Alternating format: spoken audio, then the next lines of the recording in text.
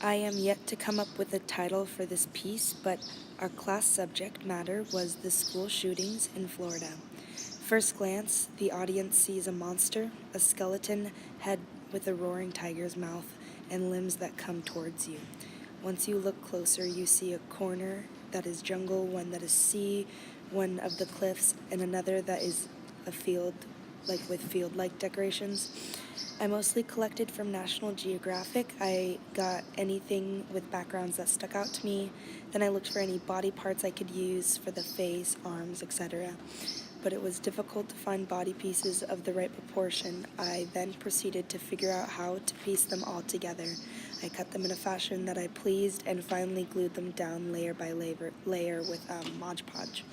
I also used oil pastel to complete the body. I couldn't find anything that I really wanted that was the right shape or the right style for it, so I just decided to do it on my own with oil pastels. My idea behind this was that the after effects of a shooting that can be placed on the victims that were involved. The monsters represents the fear that follows an incident as scarring as a shooting. The four corners represent different areas of like the world, and just that this fear can follow you anywhere. Um, um, Many who are as unfortunate as to be near a shooting usually are left with some sort of scar. For some it might be PTSD, some just a newfound fear, but for some others it can be like a much worse effect. This monster, despite its terrifying first impression, was actually has dual meanings. It is also a metaphor for the courage it takes to face these fears. The wings are the liberation, and the white hole it seems to be stepping out of with a gentle hand shows it is moving towards healing. The gun near its index finger and middle finger, you will notice, is pointed towards the little girl on the swing, showing that even when those aren't our intentions, it is an effect that is inevitable with guns.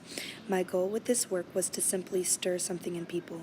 Most of my art is soothing waves or just a portrait. I wanted to make something that made people examine, guess, and adapt a new emotion when they parted with it.